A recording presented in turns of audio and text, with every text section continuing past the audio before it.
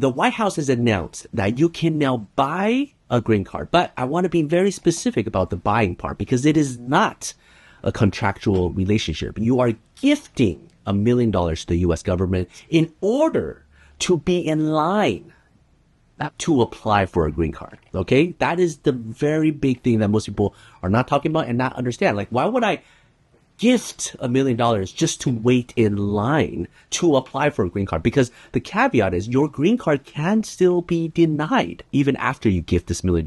It is not a contractual exchange. Many countries around the world have these citizenship, buying status programs. To buy real estate, you can buy something in that country and you can get directly citizenship. You can directly get a passport. We've seen tons of these happen from Grenada to Turkey to lots of other countries. The United States, now the very, very first time, is creating its own pay-to-play program. It's going to be a route to citizenship. And wealthy people will be coming into our country by buying this card. They'll be wealthy. But the caveat is you don't get citizenship. You don't even get a green card. You get the opportunity to buy a green card, to apply for a green card. And the way it is entirely orchestrated, and we'll go through the reasons behind why.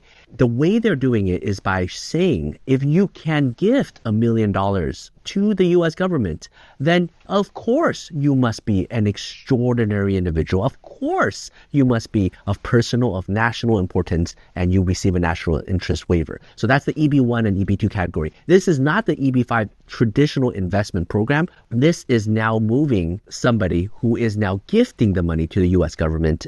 And the U.S. government says, okay, well, since you have demonstrated you are wealthy and you've gifted us, we will consider you of like national importance. So we'll qualify you under like the Einstein Green Card program, which we do a lot of.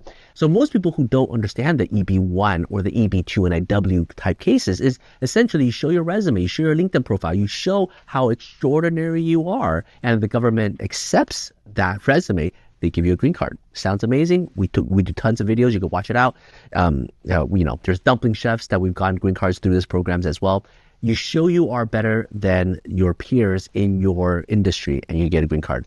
Now, within that law, there is something called the comparable evidence, which means show us anything to show that you are better than the rest. And if we can accept this comparable evidence, then you are of, great importance, and so we'll give you the EB1A green card. So essentially what this administration is doing is saying, hey, if you are wealthy, you must be extraordinary. That is exactly the logic behind this program. And so when you qualify for that, then you can directly jump the line and be able to apply for a green card. They'll be wealthy and they'll be successful and they'll be spending a lot of money and paying a lot of taxes and employing a lot of people. There's a big source of fund proof that's required under the congressional law for EB5. But under EB1 and EB2, it's just a comparable evidence. So they're not under that same burden. And you might say, this is ridiculous. Why would anybody do that? Well, the current situation is a lot of people are spending and investing $1 million to set up a company to hire U.S. workers because they want to qualify for under the EB1C category to get a green card, or they have to spend a lot of money to be published, to do huge events in order to prove that they're the best of the best.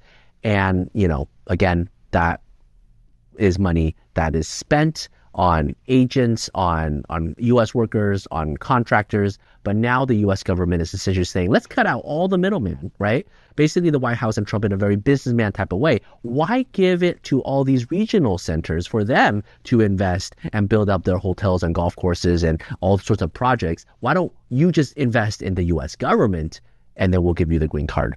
There's a good reason why in the past it's not a good idea to do this pay to play kind of a scheme.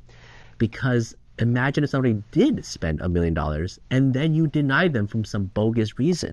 Then it becomes, you're almost defrauding people. It almost sounds like fraud. With Trump $1 million green card investment, we will see more details and I'll definitely share more about it. But again, who does this harm? The prior immigration system that we've had, people have to be extraordinary, best of the best in their field. They have to be executives, hire a lot of U.S. workers. They have to invest in businesses that hire U.S. workers in places with high unemployment. That's the way to get a green card. Well, now the U.S. government steps in and says, nope, just give us the money. We'll use it how we want to use it. We want to use it for whatever we want, right? Because it's deposited into the general treasury, and then we'll allow you to have that status. Is this good for America? Is this bad for America? I think we'll see.